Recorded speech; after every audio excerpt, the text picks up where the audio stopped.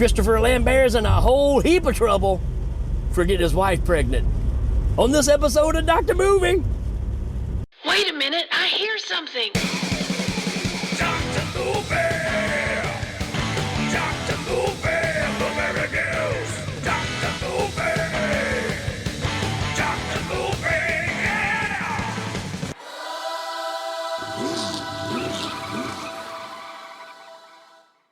What's happening, everybody? Welcome back to Dr. Movie, your favorite show on wheels.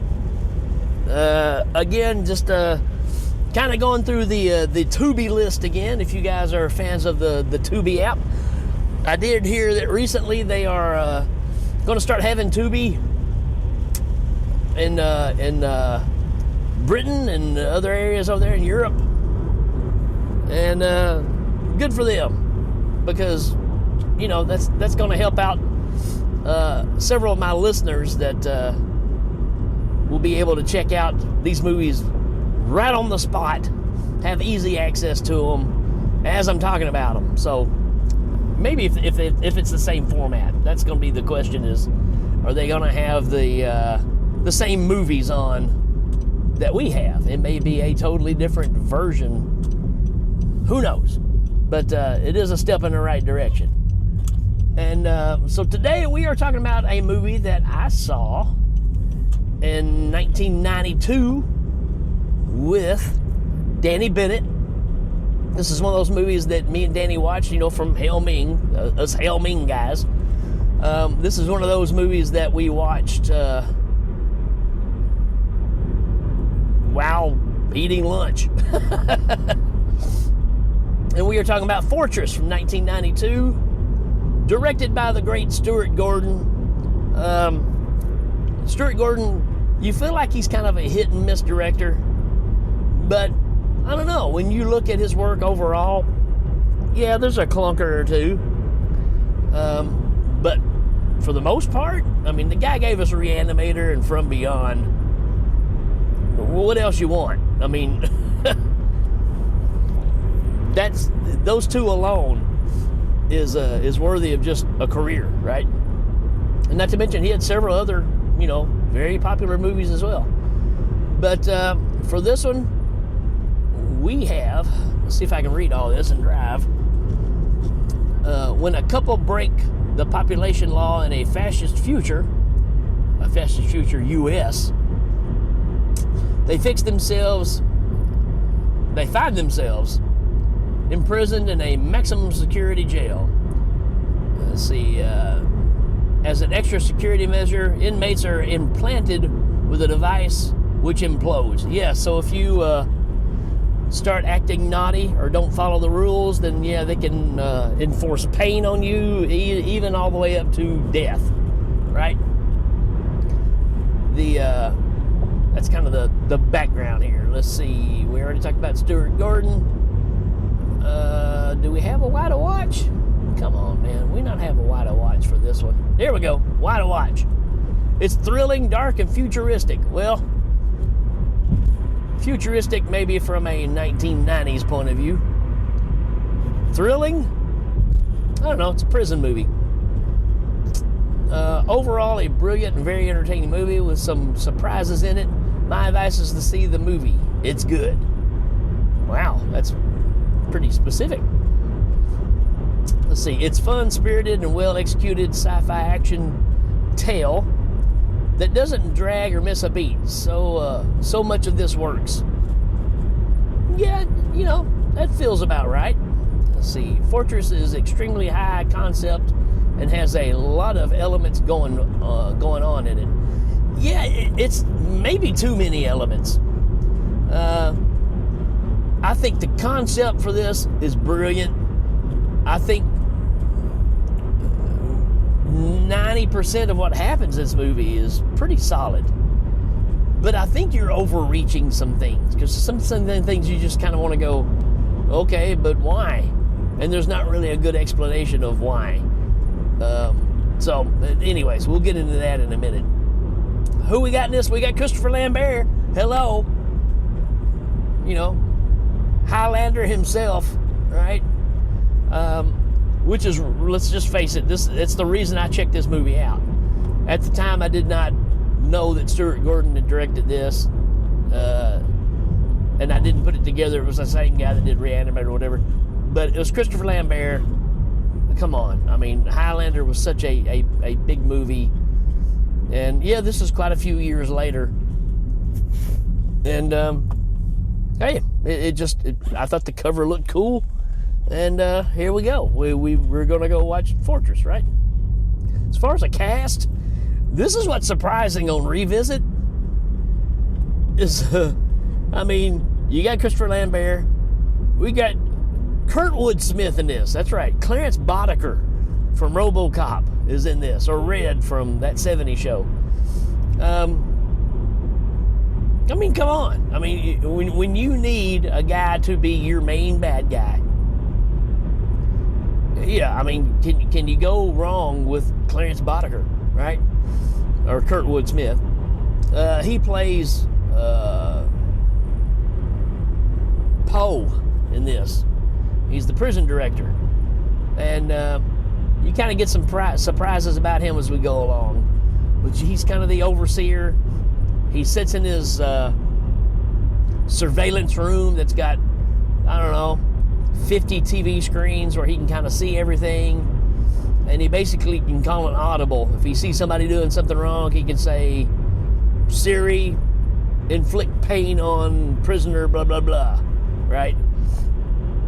So it's another movie that's showing this kind of AI intelligence, where we've got the interaction.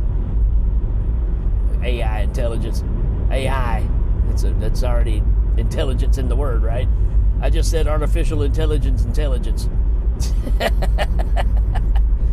Which maybe makes more sense with this movie. I don't know. But anywho, he's the bee's knees in this one, right? He's the one that's controlling everything. We've got the great Jeffrey Combs in this, right? Who plays D-Day. And the formula to this, you've seen 100 times since, right? It's a prison movie. And you know how the prison movies, even if you go back to Cool Hand Luke, there's your characters that are responsible for certain things. They got certain traits that makes them who they are as far as how this plays out, right? He's kind of the engineering nerd, right? He's always interested in how things work, being able to break into things and all that, right? It's Jeffrey Combs. Again, can't go wrong. We got Vernon Wells in this, who plays Maddox, who's a prisoner there, who, you know, he's the bad guy of all of them. And if Vernon Wells isn't enough of a bad guy, you got Tom Towles in here, right? Now, Tom Towles, he's the one that gets me, right? In every movie he's in, he plays that guy that I just cannot stand in everything. Everything he's in, you can't find a more disgusting person than Tom Towles. You do get to see kind of a change in the character in this movie, but for the most part, I'll never forget when I first met him. Of course, he was in Henry. You know, I've talked about that movie, and he played Otis in that movie, which, I mean, the movie is about Henry Lee Lucas, but you walk away almost being okay with Henry because Otis is so bad. He was also in the remake of Night of the Living Dead, the 90s version. He's the dad that keeps his daughter down in the basement. Total a-hole, man, and he is perfect for that role. And I'll never forget when we were going to Texas to Texas Frightmare, and he was going to be there, and I told Danny, I was like, man, I don't know if I want to shake his hand or punch him, because he just seems like that's who he would be all the time. Super nice guy when you meet him, but man, he nails it, right? We've got Lincoln Kilpatrick in this as well, who's been in a ton of stuff. Almost every TV show you can think of from the 70s and 80s this guy was in. And he plays Abraham in this. He's one of the inmates as well, who's been there a long time, and he's kind of gotten on the good side of Poe, and he's basically like his butler. He will come in and shave him and take care of him and stuff. But it's all, just so he stays on the good side of him and nothing bad happens to him. That's pretty much your cast in the nutshell. We do have Lauren Lachlan in this, who's been in quite a bit of stuff, and she's the wife of Christopher Lambert. And getting into the story, they are trying to cross the border to get out of here because they've inflicted a law where you are allowed to have one child per household. And if you end up having another one, you go to prison for it. Yeah, there you go. And that's kind of the starting point for this movie. Kind of a weird reason to throw somebody in prison for 30 years. Just because, you felt like getting it on. But that's kind of where this leads. And this whole situation, Christopher Lambert's trying to get his wife across the border so they can go off and have this baby and try to live a life. Christopher Lambert's character, John Henry Benton, was it Benton or Benton? I can't remember. But Brennan, he's got a background where, he was a military officer, had a troop that he led, and which ended up in a bad situation where he lost his whole troop. But he's kind of a bad dude, right? So he's not scared of all this mess. And they tried to put her in some kind of, I don't know if it's like a metal detector jacket or a I don't know, something that was supposed to deter the scanning system that shows that she's pregnant, right? He's trying to hide that. And they almost get away with it, but they don't. So they end up taking Christopher Lambert. He lets his wife run, and he lets a dog attack him. And he thinks that she got away, but she ends up getting caught later on, too, and placed in the female part of the prison. This prison is like 30 feet underground, high-tech. It really looks a lot like the prison that's in Guardians of the Galaxy. It kind of looks like that. And it's super, super strict. Like I said, they implant you with this device that goes down in your stomach. Kind of a Clockwork Orange kind of idea, where if you don't obey, it's going to cause severe pain and can even explode and kill you, right? Several movies are based on this kind of concept, right? And but they get put into a room. It's him and another guy that he kind of becomes friends with. That they get put in this room together with these other two, which is Tom Towles and Vernon Wells. And these I guess these guys are lonely. So one of them Vernon Wells tries to rape the other guy, and Christopher Lambert comes to his rescue. They get in a big fight, and it gets pretty crazy. And from that point on, they capture all three of them that got in the fight, imprison them in these little chambers where it's got a little bit of a torture device, trying to find out who instigated the fight. Christopher Lambert speaks up and says, I did, because he wants to keep the other guy innocent, because if he blames Vernon Wells will keep coming after him. So Christopher Lambert takes the blame, and they take him to a room where they pretty much they do a mind sweep, right? They wipe out your mind, and you basically become a zombie. So they strap him into the thing that's in the Lawnmower Man, right? That gyroscope kind of thing that you strap yourselves into, and it looks a whole lot like that. So this movie has elements from different things, right? Because during during the fight, there's a secondary fight that happens. I'm kind of jumping around here, but there's a fight that's on this kind of a drawbridge thing, which feels a whole lot like Flash Gordon. You know, when they're fighting on the platform, you kind of got that thing where, again, Poe, the director of this thing, is saying, you know, pull in the bridge, right, to shorten it. He's wanting to see some action here, right? So he's letting them fight. And Christopher Lambert knocks Vernon Wells off the platform, but he's hanging on the edge. And Poe tells him that he wants him to finish the job, and he won't do it. He saves his life, pulls him back up there, and then a floating kind of droid drone thing comes and kills Vernon Wells by shooting him in the stomach and blows his whole stomach completely out. Christopher Lambert ends up getting the device that was in his stomach because it falls to the ground. He grabs it, gives it to one of the guys that he's, you know, the guy that becomes his buddy, tells him to hold on to it because he knows that he's going to be put away. And this is where he gets put into the gyroscope thing. And while he's in this thing, it looks like some Ken Russell effects, right? Like from Altered States. It's all this dreamscape stuff. Again, flashing back to like the Flash Gordon movie where they, you know, wipe out the doctor's mind, right? This is kind of that same thing, but it looks like a Ken Russell movie when it happens. So that's pretty cool, right? Well, all in all, when this all happens, I mean, eventually he's a zombie. And while that's going on,